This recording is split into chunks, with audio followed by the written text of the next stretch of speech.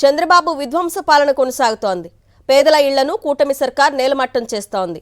కృష్ణా జిల్లా పెనమలూరు నియోజకవర్గం కానూరులో ఇళ్లను అధికారులు కూల్చారు. అర్ధరాత్రి కట్టపై ఉన్న ఇంటిని బుల్డోజర్తో ధ్వంసం చేశారు. ముందస్తుగా నోటీసులు ఇవ్వకుండా కూలిస్తే ఎక్కడికి వెళ్లాలని బాధితులు ఆవేదన వ్యక్తం చేస్తున్నారు. బాధితులకు వైఎస్ఆర్సీపీ పెనమలూరు నియోజకవర్గ ఇన్ఛార్జ్ దేవభక్తుని చక్రవర్తి అండగా నిలిచారు. మున్సిపల్ అధికారులు పోలీసుల తీరుపై ఆగ్రహం వ్యక్తం చేశారు. ప్రత్యామ్నాయ ఏర్పాట్లు చేయకుండా ఎలా కూలుస్తారని ప్రశ్నించారు. కూటమి ప్రభుత్వంలో పేదలకు న్యాయం జరగడం లేదని ఆరోపించారు.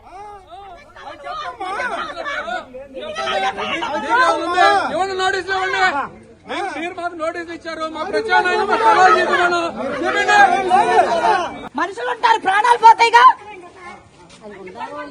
అసలు మనుషులు బతుకున్నారు, చచ్చారో కూడా లేకోకుండా ఆడ మనుషులు అర్ధరాత్రి రోడ్ల మీద రప్పిస్తారా? కొంచెం సెన్స్ ఉందా మీకు? చూడండి, అసలు అర్ధరాత్రి పట్టే ప్రాణాలు పోతాయి. అంతేగా సార్, అట్టగానే విన్నాం మేము. మనం వెళ్ళాం, ఆ రోజు అందరినీ తీసుకెళ్ళి రిప్రజెంటేషన్ ఇచ్చాం. గౌరవం చేయాలి.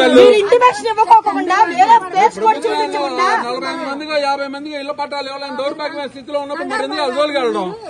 అర్ధరాత్రి ఏం పనులండి? చండాలంగా ఎవరికి చెప్పకుండా వస్తారు మొహాల మీద.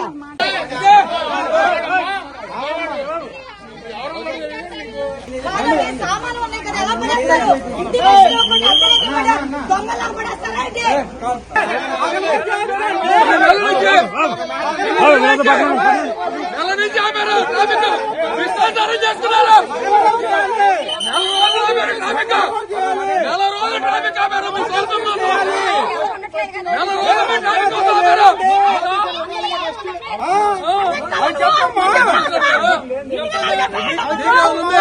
నోటీసులు ఇవ్వండి.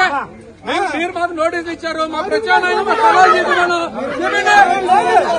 మనుషులు ఉంటారు, ప్రాణాలు పోతాయిగా. అసలు మనుషులు బతుకున్నారు, చచ్చారో కూడా లేకోకుండా ఆడ మనుషులు అర్ధరాత్రి రోడ్ల మీద రప్పిస్తారా? కొంచెం సెన్స్ ఉందా మీకు?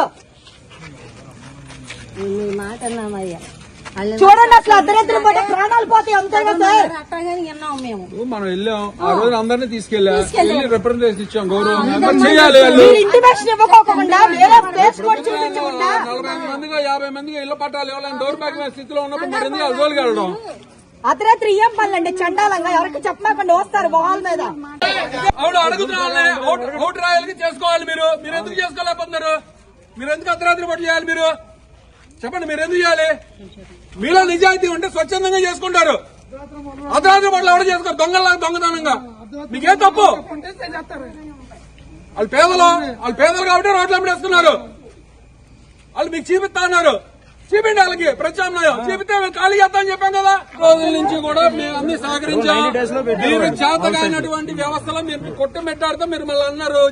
ఆర్డీపీలో మీరు కనీసం రోడ్డుకి 60 ఫీట్ మీరు కొట్లాపోయారు. మీరు అటువంటి ఇల్లు కాదయ్యి. ఓకే, రైట్, మేము కాదంట్లా. ప్రజా ఉపయోగాన్ని మీరు వాడుకోవాలనుకున్నారు, తప్పులేదు. వాళ్ళు ప్రత్యామ్నాయం చూపించాల్సిన బాధ్యత ఉంది కదా. అది ప్రతి పౌరుడి హక్కు.